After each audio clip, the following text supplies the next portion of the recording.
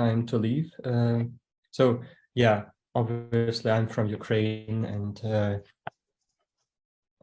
when the war has started, I was in Ukraine and carry on being there, occasionally traveling abroad, mainly to visit my family who left the country, my wife and son, until it's more calm and possible to go back, and to visit some of my colleagues and various organizations which we actively cooperate with, because this type of challenge we have right now in Ukraine is something we have never experienced.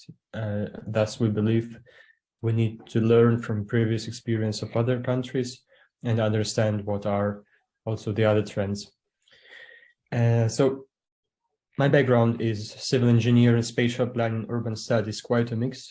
So I end up that working as an urban practitioner, as a leader of consultancy in Kiev, in Ukraine, before the war, since 2018, working mainly with the Ukrainian cities and municipalities and supporting them through international technical organizations such as UNDP, USAID, GIZ, with the strategic spatial development or integrated urban development, as we say with this project by the GIZ Germany. Since the war has started, naturally, all the projects were stopped, and we took our decision to switch to our potential professional help to what is going on in the country, apart from being volunteers and helping the IDPs internally displaced people, and supporting by army by donating money. So a collective of around 10 to 15 people united. Those are people from architecture, urban planning, sociology, environmental background. All of them are practitioners, some of them are academics. And we started to think like what we can do in order to be ready for the future recovery, because earlier or later the war will be over and we need to be prepared and we need to have a plan. So I will try to lead you through this pretty much chronological way of thinking through last 9 months we went through, and maybe the main goal for me of this meeting is to share my thoughts, to share our path, but also maybe to ask for your feedback, or if you think that it might be relevant for us to get in touch with somebody you know or you heard about. That's pretty much perfect outcome for our side. If you would like to ask any questions, I will be very much open to that. So, as I said, various disciplines is the key, because pretty much before the war, Ukraine was developing in a way that everybody was in this silos approach, and that infrastructure deals with infrastructure, and like environment deal with ecosystems, and they never intersected. But together, we thought that the new approach should combine then these sectors together in a one approach, so we have synchronized goals and vision, because otherwise the recovery is impossible. It doesn't match each other, the goals from various sectors. So and we tried to assess what would be the bottlenecks, because usually we don't have all the resources immediately. And we understood that for so many settlements, municipalities, cities, the recovery would be simultaneous, which means a lot of teams working in parallel on the recovery. And those settlements are not disconnected. They have impact on each other. It is an ecosystem, thus we can actually manage that, or we should manage that. We need to develop a certain approach, practical approach. Of course, there would be some kind of legal framework to that, but we need to understand like what is the new professional code for that. And basically to connect the dots, because not only urban planners will be working on that.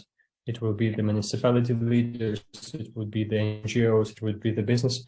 And to be honest, right now in Ukraine, it is already a big lobby campaign from the developers on the central government level, where some certain laws with this digitalization undercover are trying to be adopted in order to kind of have all the flexibility and all the power in hands of limited amount of stakeholders to pursue the future recovery, which is something opposite to what we suggest.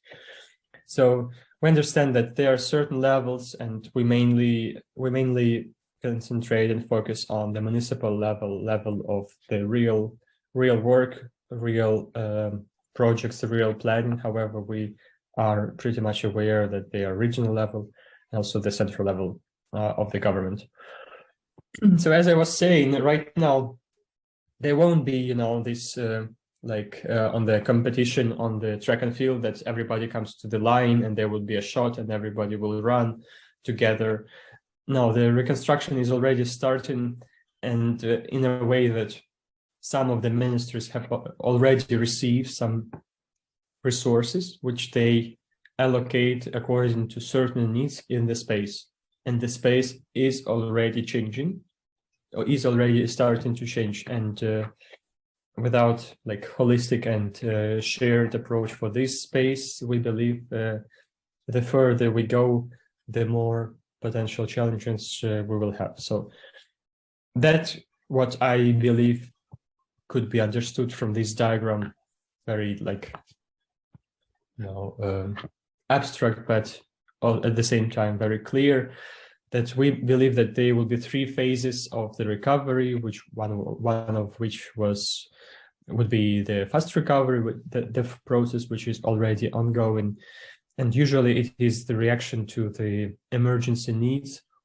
However, and of course, you know, no perfection is needed at that stage. However, we need to be aware that the further we go, the less space available we will have, and learning from the other post-war contexts like Second World War, Balkan War, the further we go, the more opportunities we have, the bigger appetite we have, but then we need to have space for the relevant development options, let's say. So if we build the first year the temporary housing everywhere, we block our growth opportunities. And as I said, the challenge is complex. It's not about bringing people back. It's kind of relaunching the machine of Ukrainian cities and Ukrainian country. And of course, there is need to be a very simple but clear and strong idea, vision, and strategy for that. Otherwise, we will experience, and we are already experiencing now, a certain phase where various visions coexist at the same time. However, they don't cover entire complexity of the situation. They cover only like infrastructure aspects or environmental aspects. Some of the aspects are not even touched, like whether we need to rebuild all the cities and the municipalities. What is the idea? What is the vision? Should we follow the market? Should we follow the president? Should we follow certain guidelines? Should we develop those guidelines? So it's an ongoing discussion, and plurality here from one side is not really good, but from the others, it shapes really strong ideas, which we believe we would like to belong to in the future. But that's why we need to expose our ideas outside. So this is the bridge which was blown down when the people were evacuating from Irpin, which is close to Kiev. And it is also an illustration of like what are the bottlenecks of the recovery right now. And it is not only about money. It is about, as I said, vision and ideas, but it's also about the capacity, the professionals on place, their number, their qualification, dialogue between them. It's about the working formats, which actually enables these bridges between ministries, between civic society and private sector, and between the government, central government, and also local government. And it's also about the absorption capacity. So it's not that like we're pretty much aware we will not get, you know, huge amount of cash and we would be suggested to do whatever we want. We understand that all the funding will come with a certain condition, and we believe we need to work out which resources could be linked to which challenges or potential points of growth. So what do we stand for?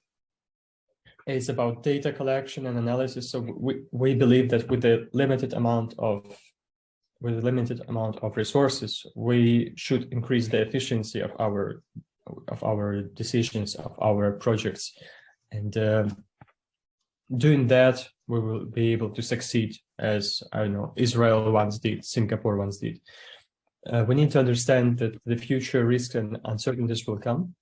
And we need to understand that, as I said, we need to switch between different scales.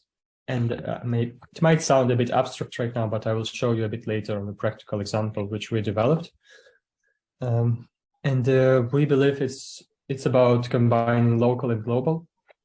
The reason why we started actually working in this direction was that we pretty much knew that there would be such organizations as World Bank, UNHCR, IOM, UN Habitat coming with their protocols, with their already existing knowledge and experience. However, we understood that they don't know the context and they will not have time and capacity to know that, to dig deep into these details, which actually mean for people, so if we talk about the human-oriented design approach. So that's why we decided, okay, we know that there will be another actors, but we do our home task, preparing, the language, the toolbox for the local audience, who would be encouraged to go a few steps ahead, working with the new complexity of projects in a very big pressure conditions and short amount of time. So what do we start for? What do we suggest? What we stand for? It's data-driven approach, and we suggest for that platform for analysis, like digital platform of 2 levels, which I'll show in a while.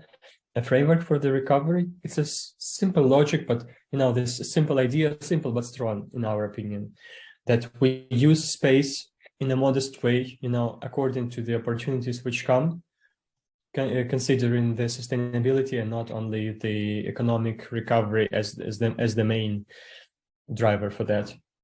And to make it less abstract but more concrete for the local leaders, for the municipality, we developed a certain pilot case for one of the liberated cities in Ukraine, and we use it as a round table for the discussion. We do not use it to lobby and immediately start our version of this recovery, because it is only one of the versions, but we want to unite as much as possible the innovation and the know-how around it. So I will go first to the platform. There is a certain algorithm, and I won't dive deep into these details.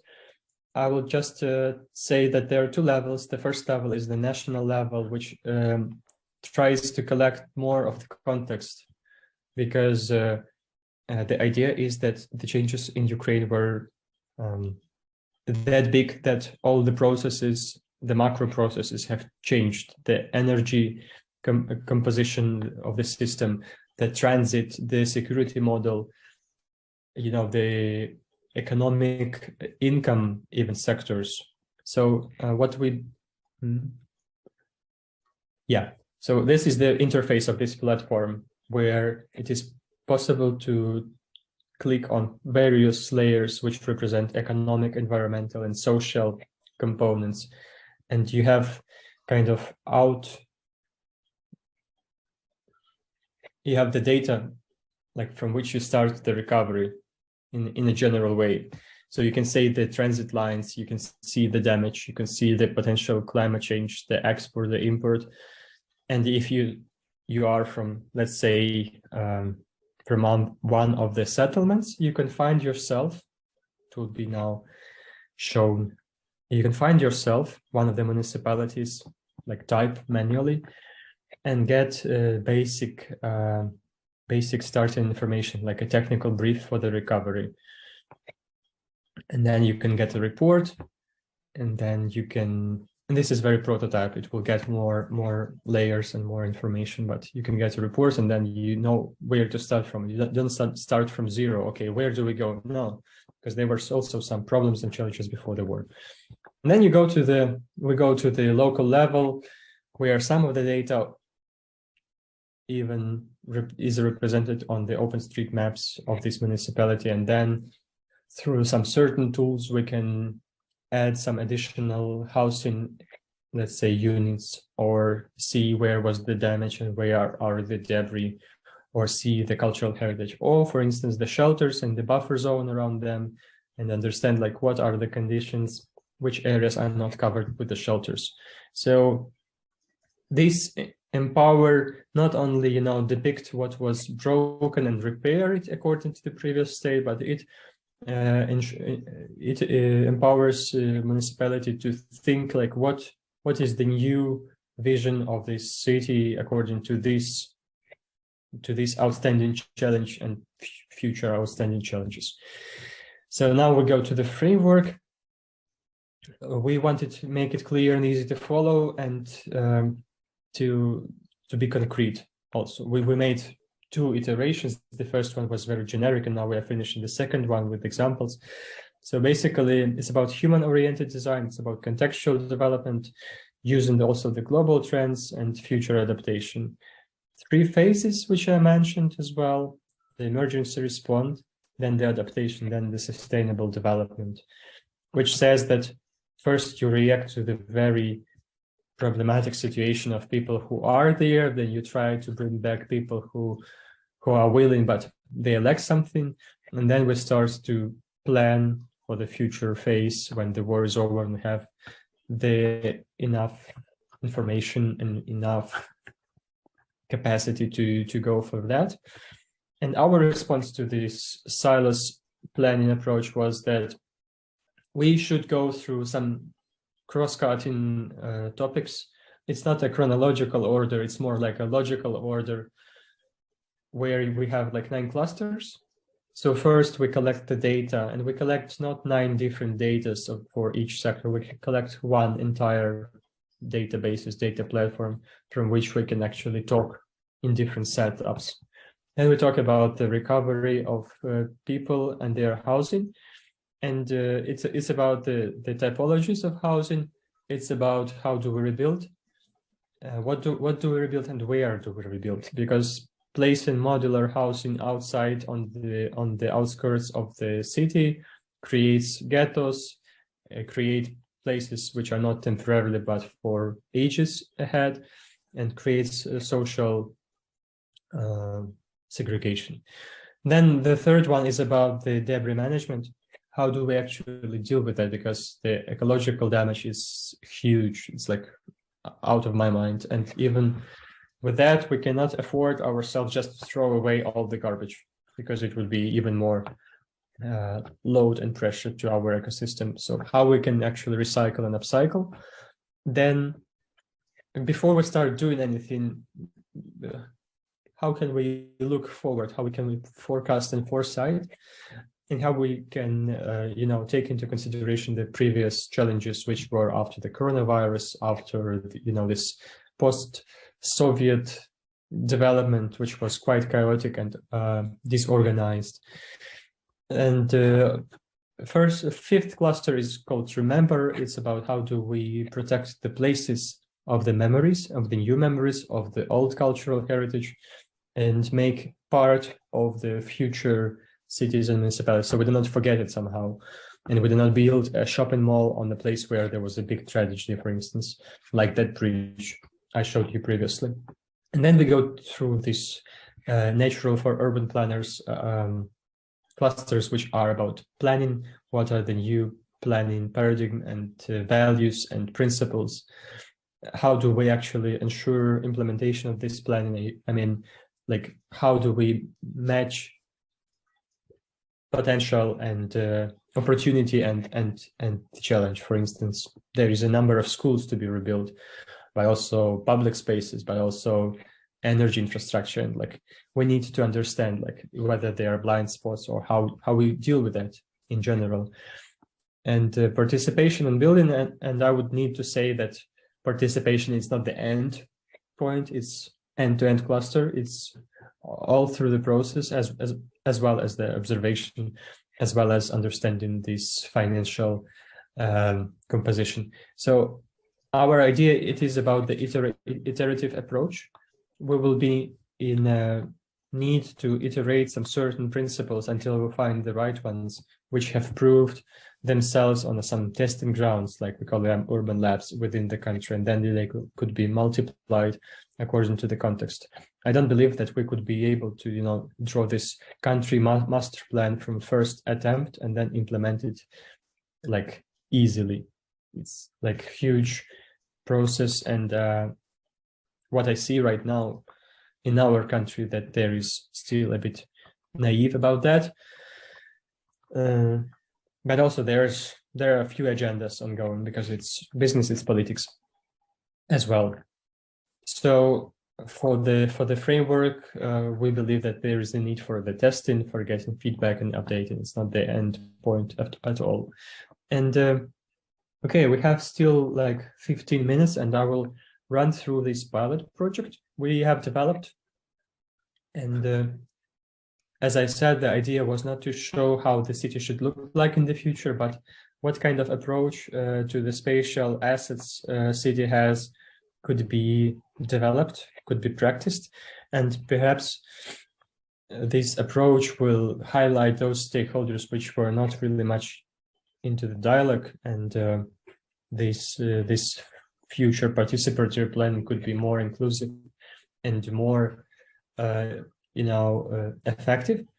Of course, not all of the topics are covered here due to this very short period of our work, because we have done it practically during the 5 months. Like first 2 months was more of the research of different approaches of other countries. Then there was this work of 5 months, and then there was just like follow-ups, post-production. So it's really only like beta version. So you saw this picture before. We tried to think like, how can we do this recovery, you know, not to a point in 10 years where everybody would be happy. That's why I put that title in the beginning. How can we ensure living good, you know, during these interim milestones, not waiting like 20 years before we can say, okay, now we can live good. So the same idea about the clusters, space and time. So we analyzed the risks and the potentials. I won't go through them that much. So the first phase, emergency response, is pretty much already ongoing in those areas of Ukraine which were liberated.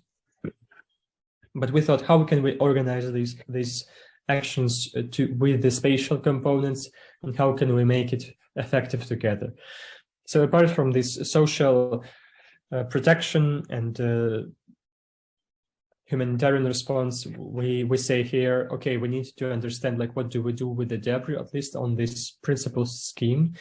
So what we analyzed was the UNASAT satellite image with the squares where the damage has happened. So using GIS and spatial analysis, we understood like, what are the areas with the most damage?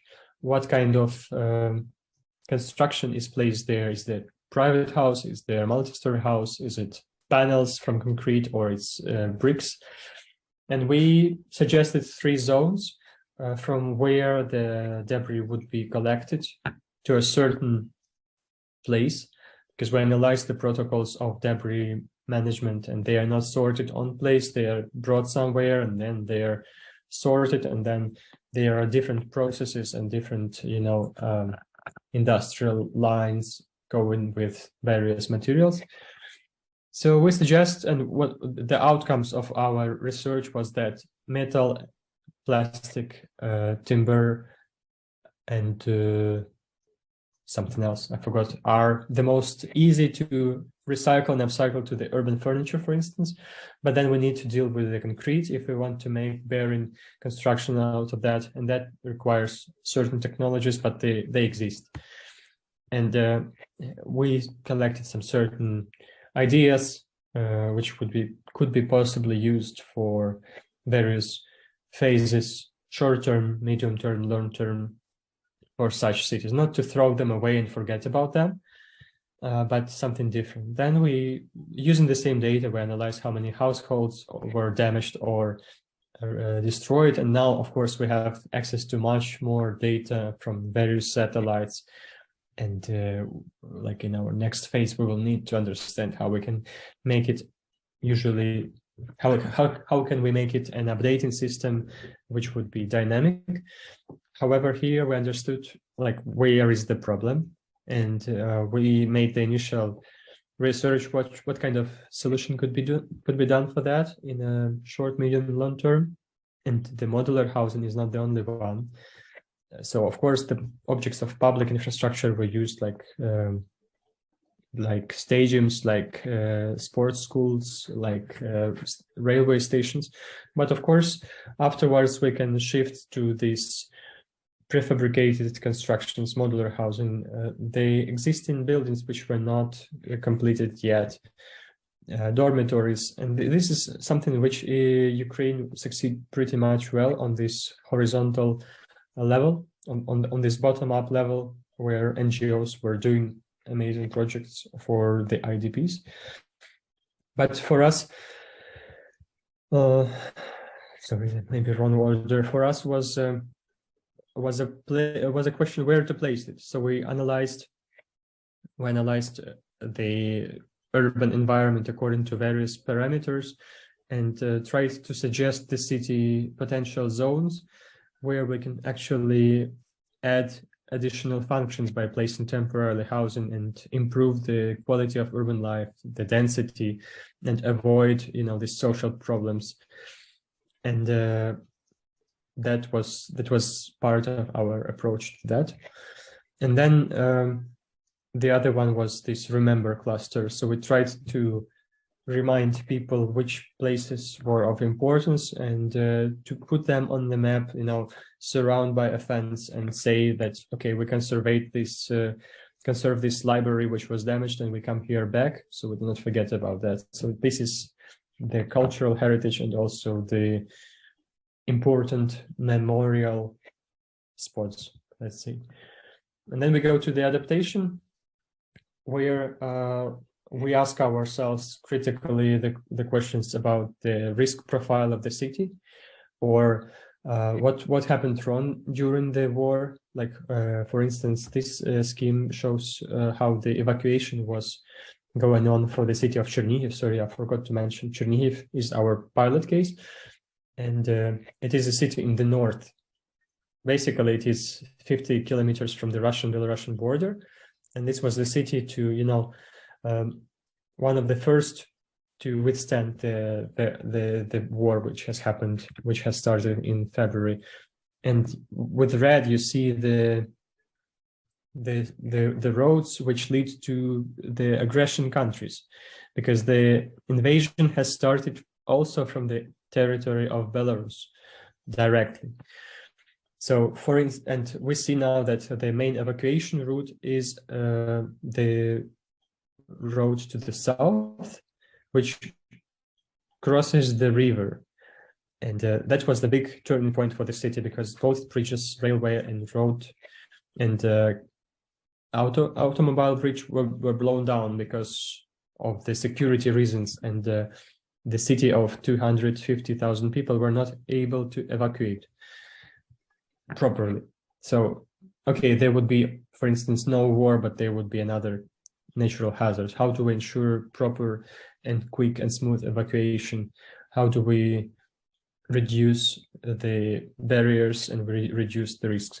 So this phase for us is about, before we do anything, we look critically about the city, on the city, and try to estimate like what are the risks and where they might happen. And for us, one of the biggest risks was this river.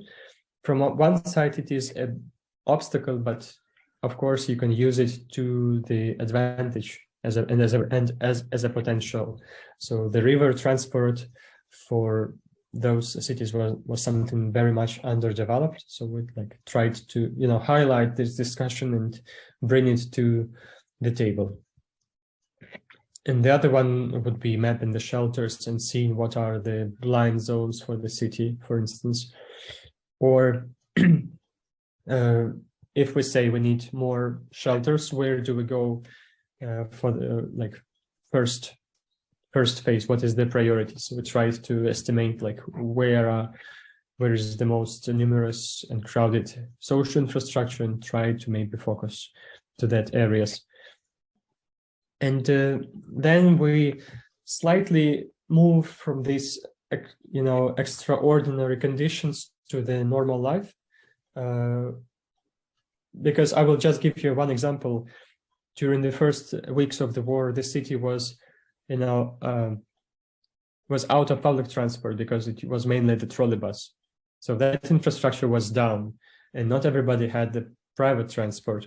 So, and at the same time, the number of social infrastructure decreased. I mean, the drugstores, for instance, like out of 10, you would have 2 or 3, which means that average distance to one of those would increase a lot.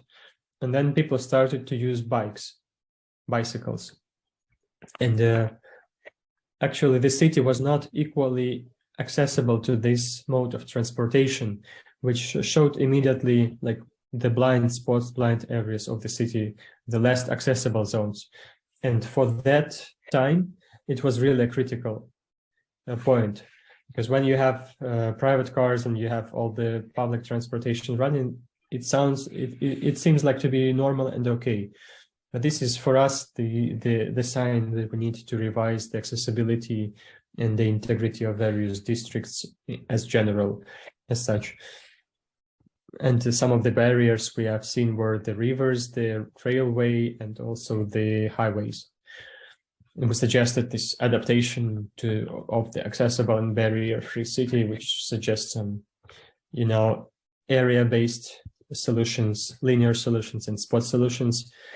And from that analysis, we understood very precise the spots and the typology of the problem we need to solve. So we didn't, give the drawing of the project, but we highlighted the most important, according to the data, solutions.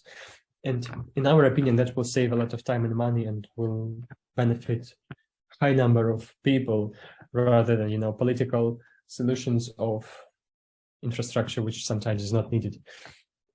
And also critical infrastructure, this 10 minutes radius of the accessibility to different types of objects. We were able to analyze that, and we understood that for years, some districts were excluded from normal urban life of good density and different functions. Sometimes just living across the railroad. And this happens sometimes in so many other cities also in the EU.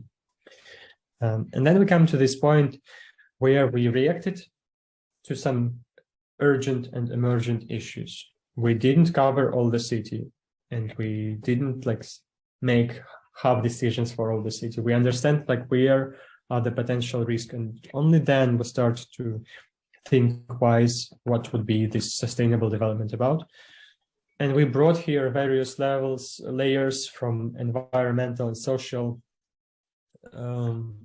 components, like the climate change and the heat islands and the isolation of green water infrastructure, how they can actually make a synergy, because for us it was pretty much obvious. Industrial zone, heat island, no access to the green areas, no access to the river, no trees in the street. And we also took, this Strava information about the mobility and understood that some areas are really popular and diverse in their functional application, but the others are blank. So we understand that we are able to provide another structure on which the city could grow. And this is the approach which is widely used actually in the city, in the world. However, here we try to back it up with the experience people lived through during the war, and which is obvious, because one thing is to throw some quick facts from the field, but the stakeholders sometimes do not understand them, or they don't have enough weight to that.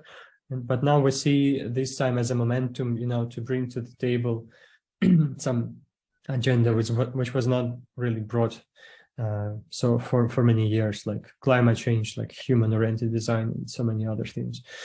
And here as well, we can give some assumptions, and we can give some hypotheses of where the projects could be and what they should look like in terms of the problem they are trying to solve.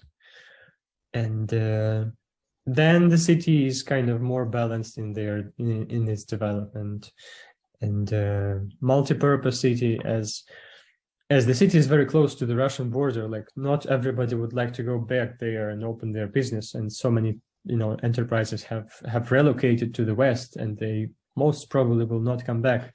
So what would be this economic stimulus to kind of bring people and start their business again there? Because due to the decentralization reform, the local budget is pretty much depending on who is working and what does he or she produce. So exporting timber is not the best idea, because it will be just like a few dollars from that. And I'll go just quickly through the rest. Sometimes we have this intersection of sectors in some certain place, and then we say, okay, we need to give some reference of how we can actually combine those different functions in the same place. Because if you have infrastructure like intermodal hub, let's say youth center, and something related to the recreational infrastructure, you need to give us some certain idea how they should look like.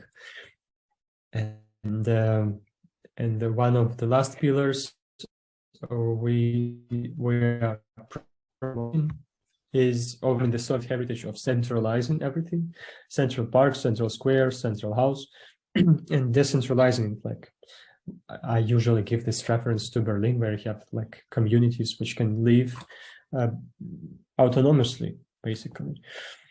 And there are, of course, so many other challenges about the types of housing, the housing policy, and we will be not able to cover them all by ourselves. But creating this type of discussion and dialogue, we are already in the process of bringing various stakeholders to the discussion, and hopefully creating this smart recovery ecosystem of stakeholders. And we have quite a success with some certain municipalities. There is no good connection to the central government yet, but we shall see. So there's just an example of the central area of the city, where you have various potentially recreational areas of different thematics. But in case you can integrate it somehow, I don't know, with the pedestrian road, which will close for 300 meters, that will give the urban environment totally different comfort level of living, let's say. So key figures and steps here. It was for the August, I calculated that it was there was a network of more than 300 volunteers. We never used all of them. We used part of them. And it's also, a matter of discussion right now. How can we integrate all the volunteers who have different amount of free time, 1 hour, 2 hours, 1 day, few days, and the level of their motivation. And we understood that we need to move to something more like sustainable and institutional, unless the volunteer is really able to cover other needs and have some dedicated time.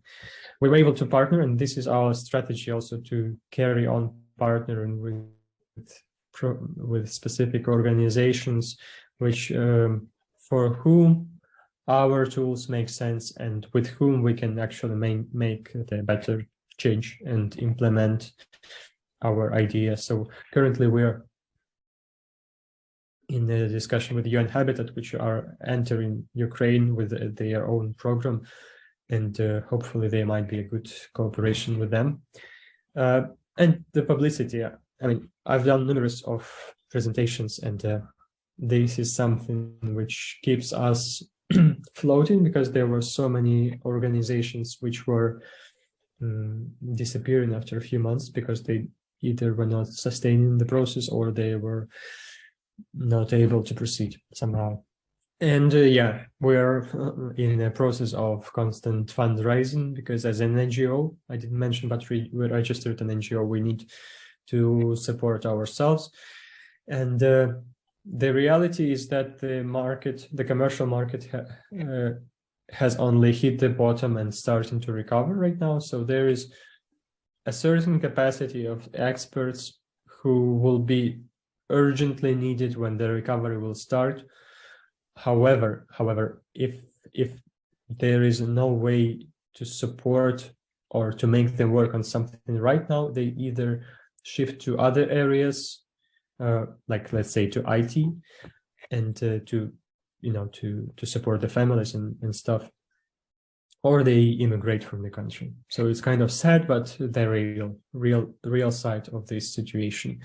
So we try to collect and unite some people who would be the core of our team and who would be able to work on those projects. We try to multiply it.